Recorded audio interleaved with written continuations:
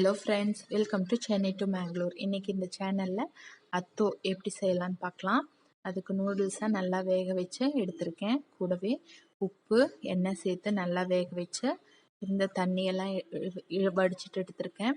முட்டைக்கோஸ் சின்ன சின்னதாக கட் பண்ணி எடுத்திருக்கேன். உங்களுக்கு தேவையான அளவு நான் 1 கப் எடுத்திருக்கேன். கேரட் 2 துருவி வச்சிருக்கேன்.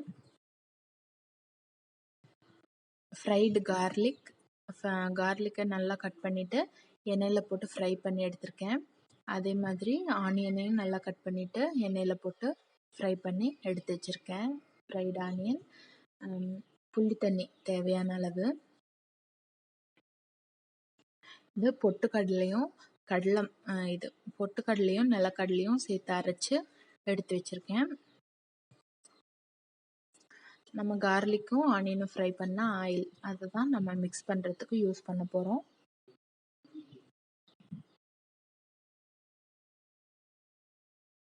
சில்லி ஃப்ளேக்ஸ், வரமிளகாயை மிக்சியில் போட்டு அரைச்சி வச்சுருக்கேன் ஃப்ளேக்ஸாக. இப்போ ஒரு அகலமான பாத்திரத்தில் ஒன்றா ஆட் பண்ணிக்கலாம். முட்டைக்கோஸ் ஆட் பண்ணியிருக்கேன்.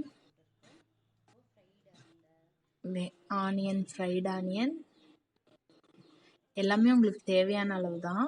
கார்லிக் எதோட ஃப்ளேவர் பிடிக்குமோ அது ஜாஸ்தியாக சேர்த்துக்கலாம். கேரட், சில்லி ஃப்ளேக்ஸ் காரத்துக்கு தகுந்த மாதிரி சில்லி ஃப்ளேக்ஸ் சேர்த்துக்கோங்க. புளி தண்ணி புளிப்புக்கு தேவையான அளவு,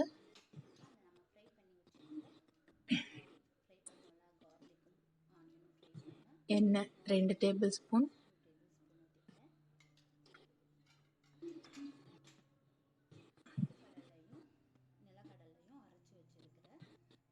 அரைச்சி வச்சிருக்கிற மாவு, பொட்டுக்கடலையும் நிலக்கடலையும், இப்போ கொத்தமல்லி தழை,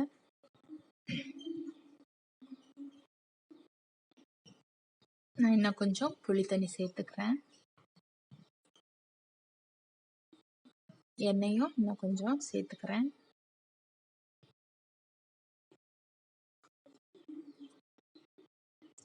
உப்பு சேர்த்துக்கலாம்.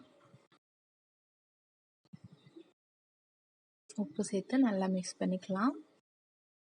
கையிலே மிக்ஸ் பண்ணிக்கோங்க.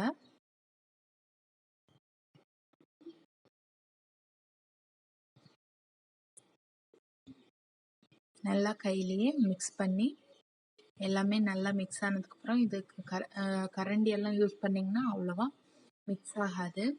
கையிலேயே மிக்ஸ் பண்ணதுக்கப்புறமா இப்போ நூடுல்ஸை போட்டு மிக்ஸ் பண்ணிக்கலாம். வேக வச்ச நூடுல்ஸ் நல்லா இப்படி உதிரியாக போட்டு மிக்ஸ் பண்ணி அதையும் நல்லா கையிலேயே மிக்ஸ் பண்ணுங்கள்.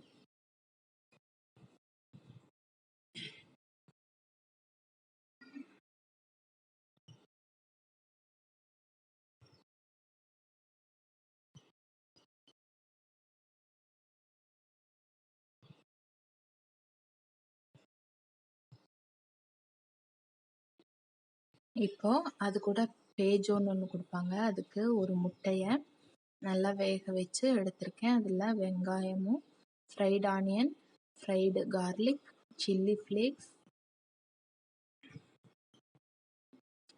புளி தண்ணி,